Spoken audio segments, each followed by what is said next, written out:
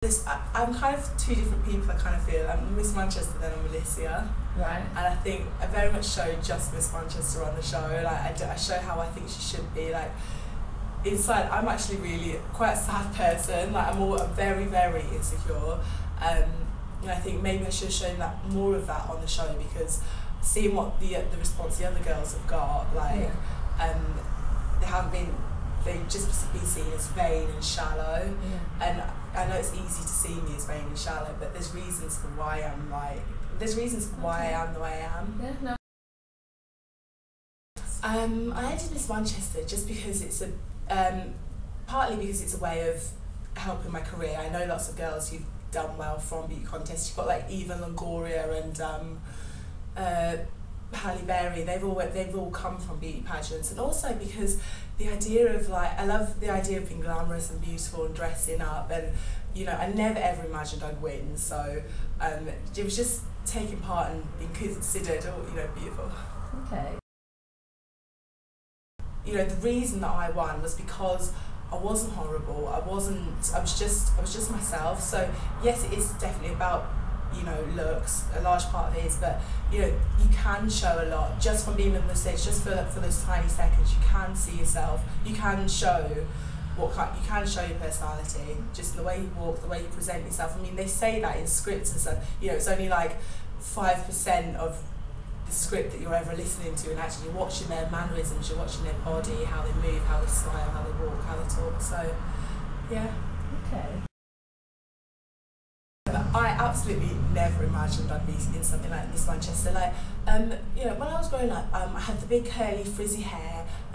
You know, being mixed race, like I was definitely just the odd one out, because I was brought up in a predominantly white area.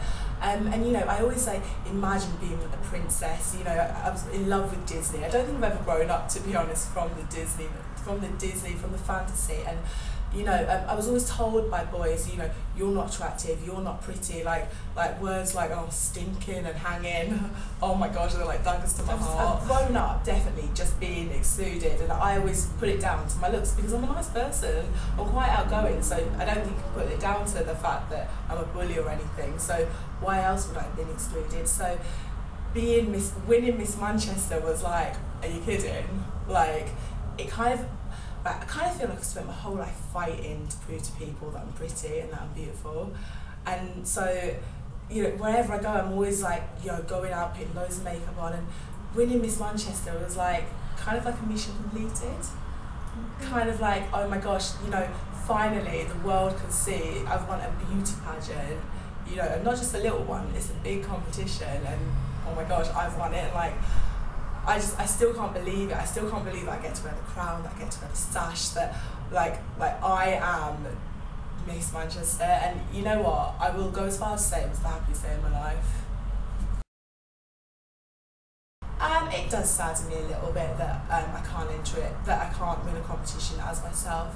But as far as I'm concerned, I've never been accepted as me. Like, I've never been accepted in the world with curly hair, with my natural look, because I'm big and bouncy and I'm just full of personality. But people, that's never, like, people are always like gawsed by that. I think I had an office job last year, and I got taken into the office because my hair was too bohemian, and that was my hair as curly.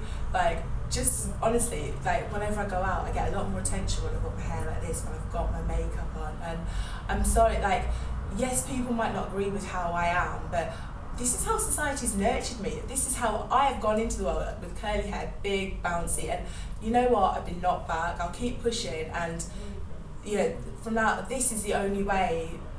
From what I've experienced, looking like this is the only way that I've been able to move forward in my career.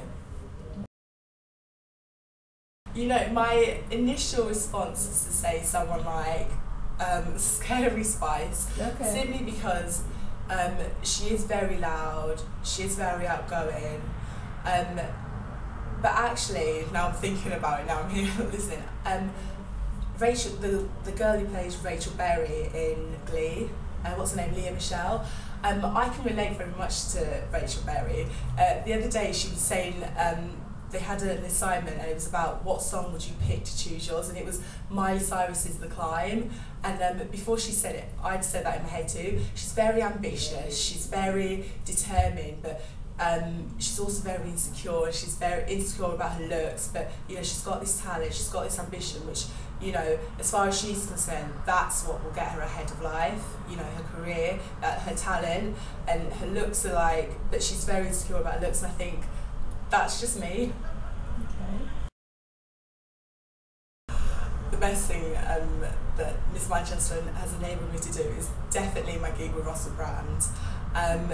He was touring his book, My Book Your Book Too, and he was doing gigs in some of the cities, and he did a gig at the Opera House, and he had some guest speakers, people relevant to the city on his stage, and so he had Noel Gallagher and Miss Manchester on his stage. So I got introduced to a packed out audience on stage by Russell Brand, and he was like, "You right, Miss Manchester, come take a seat next to me and Noel." So I've got Noel Gallagher sat here, I've got Russell Brand on the other side, I have Katy Perry backstage who I got to meet, and I got to go into the audience and talk to the audience, get questions, and just like talk and have a laugh with both of them on stage. And you know, that was just amazing, and that's why I go back to, you know, beauty pageants and like how this all works. Like, I've got a degree in drama, I've got a 2-1 degree, but prior to Miss Manchester, I hadn't got anywhere in my career. I'd got nowhere, like, wasn't doing anything.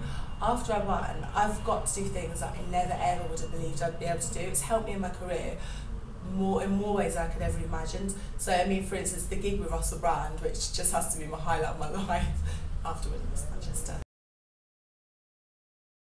None of this would have happened to me prior to Miss Manchester, and so I just have to, you know, that all comes down to entering a beauty contest, which would help my career, which I knew would help my career, and it has. So people can argue with me all the time that, you know, you should be natural, you should be yourself, but I'm sorry, being myself hasn't got me anywhere. My dreams, literally dreams have come true from winning Miss Manchester. Dreams, things that I never would have believed in a million years would happen, which make me happy, that make me go to bed smiling. Like, you know, even going out to eat at Rosso, I never thought I'd be able to go and eat there.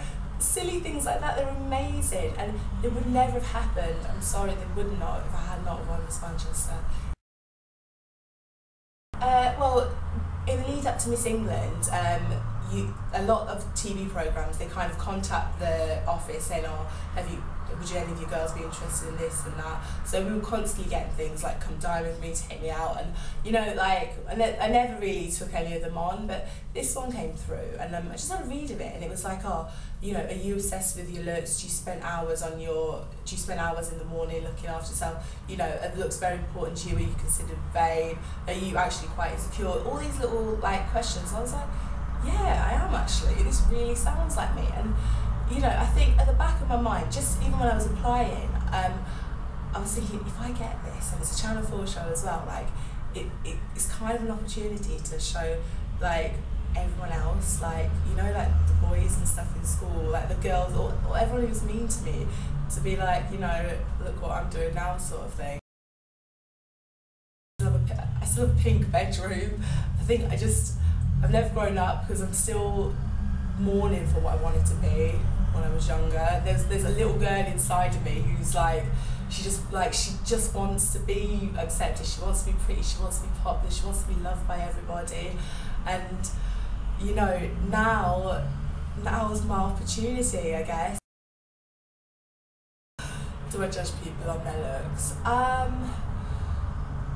Oh gosh, yeah, that's a hard one to answer without sounding horrible. No, when it comes to like, I guess I do to an extent, I do judge people on their looks. You know, like, if I'm working with them, I'll be like, because I mean, I work in this industry, so I will be like, oh, I wonder what I want to be friends with all the pretty people, so like, I don't know, it's a hard one, do I judge people on their looks? I don't know what to say to it, like,